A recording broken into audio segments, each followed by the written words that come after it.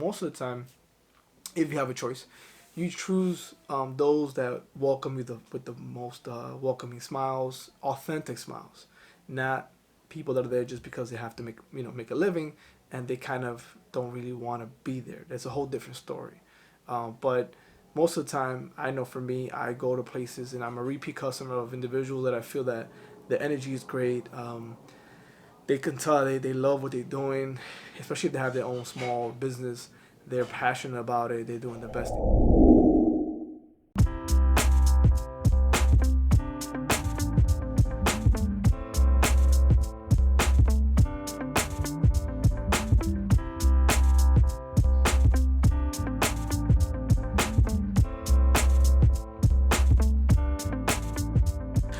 What's going on, everybody? We're back, and I wanted to share one more video today. It is Friday evening here in New York City. Some of the videos are kind of backdated, so yes, it might be Monday or Tuesday where you're at, but yeah, it's Friday for me today, and as I'm holding myself accountable on my daily videos, even being self-quarantined, where a lot of my ideas normally come when I walk outside or I'm outside for a long period of time. Not being able to do that is a little more challenging, but doesn't mean I still don't put up videos. Um, I want to share a real quick insight or a real quick message from the linchpin. Again, if you guys haven't read this book, pick it up. Now you have time. Go to Audible. You can probably pick it up for cents on a dollar, or maybe for free. They probably have a lot of free promotions nowadays because of what's going on. A lot of companies are trying to stay competitive. So Seth Godin here talks about, if you ever think about it, when we purchase things from individuals, I know for me especially, when we go and we buy something, what isn't in the in the true concept of it, and I'm not talking about big brand names or big companies. I'm talking about small businesses in general.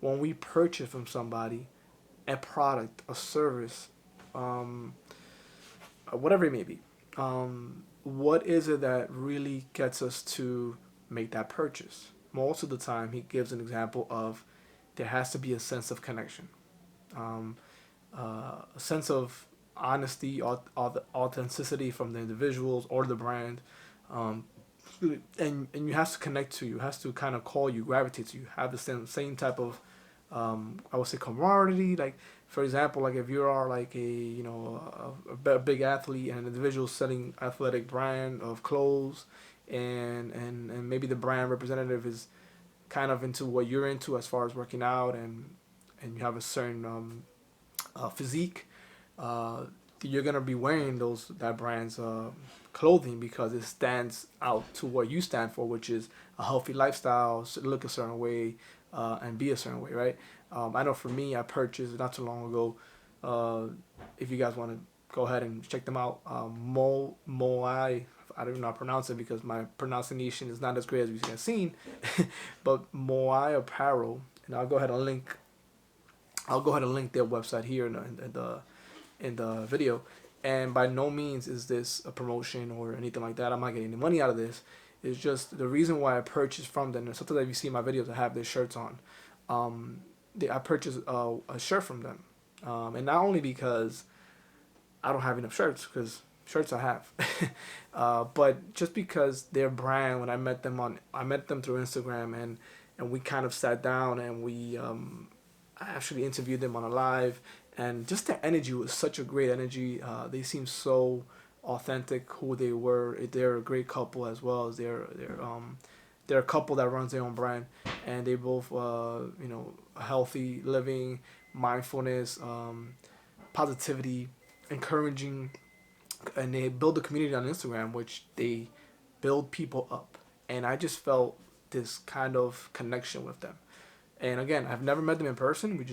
We talked online, and we did a chat, and we just connect day to day here. We send messages to each other, and encourage each other, daily. But that part where Seth Godin talks about the connection part really resonated with me because it's true. Most of the time, if you think about it, I know for me, when I go to here in New York City, excuse me, to a grocery store, I go, or even not even a grocery store, maybe a coffee shop. I go to the place where I feel the most welcomed, where I feel like even if I didn't buy from them, that's just who they are. Not that they're, you know, selling out of a script for me to purchase something from them, and then I'm just as a cog in the machine. I am a customer, and more than a customer, not just a customer. I think you don't want that feeling. And I can give various examples. If you think about it, if you go to every day when you people whatever it is you buy from, whoever it is you buy from, whether it's the meat department, meat market, your grocery store, most of the time, if you have a choice, you choose those that welcome you with the most welcoming smiles, authentic smiles, not people that are there just because they have to make a living, and they kind of don't really want to be there. That's a whole different story. But most of the time, I know for me, I go to places and I'm a repeat customer of individuals that I feel that the energy is great. They can tell they love what they're doing, especially if they have their own small business. They're passionate about it. They're doing the best they can, and I'll pay a couple of bucks more for a product than a major, big chain store, if they are, you know, just their energy. Their energy is I would say, their enthusiasm is what's that word called? It's very contagious. There we go. Contagious. Well, the virus is going on. Right? No pun intended. But their energy is very contagious, and it makes me like, I'll come back and I just want to hear, what conversations we might have had. Not too far from me, I will give you a great example. There's a hardware store around my house, and there's a Home Depot as well. But I always felt that when I go to the Home Depot, sometimes, again, I'm not a carpenter, I'm not an electrician, I'm not a plumber. So when I go to get some things that I might need for a certain quick job at the house, I like some advice from some experienced people that had experience with it, or that they know that they've done the job before, and they're like, hey, listen, you're gonna need this, this, and that, and you should be fine, right? And I never understood the value of that until I used to go to Home Depot. I'll walk around. Home Depot had to find somebody to help me, and eventually it'll be like 15, 20 minutes to find somebody that will actually help me from that department. And then when they did help me, they really didn't know what they needed that I needed. They just told me where the item was, but they wouldn't be able to give me advice on the project that I was trying to, tackle. But you know, it was maybe a little bit cheaper, the prices, but I always go to Home Depot. So one day I said, you know what, this hardware store is maybe 5 minutes closer than me, and I said, you know what, they're probably gonna have the product a little more expensive, but it's closer to my house, so I just go. And I went. I first went just for the fact that it was more closer, but then after that, I realized when I went in there, the individual, the guy himself, the owner, he was like, "Oh, what are you trying to do?" First, he asked me, "What are you trying to do?" When I asked for the part, and I'm like, "Oh, I'm trying to fix my toilet was leaking." He's like, "Oh, well, you're gonna need this, this, and that, and you might need this, and and you should be fine." So he gave me everything I needed, which I didn't know I even needed. I walk home, I did the job, and I said, "Wow, that individual saved me time. He was authentic. He wasn't trying to oversell me things, and he really wanted to help me." So ever since then, I've been a repeat customer. I go back there for certain small jobs. So the day I had to paint, I went in there. I bought paint from them. And there's certain things that I go in there for, and they might be a little bit more pricey, a couple of bucks more than obviously the big chain stores, but their knowledge, their help, their actual passion for helping others, and because most of them are retired electricians, retired carpenters, they know exactly what certain jobs entail, what tools you're gonna need, how long it's gonna take you. They have all this information when you go there, and this is obviously unsolicited, but it's free advice. And I can tell you so many times how much they have helped me, right? So I think what Seth Godin is trying to talk about here in this book is you want to learn how to build connections with your audience or with your customers. It's not just about selling the product. It's not just about making that quick buck. It's about how can you build connections authentically.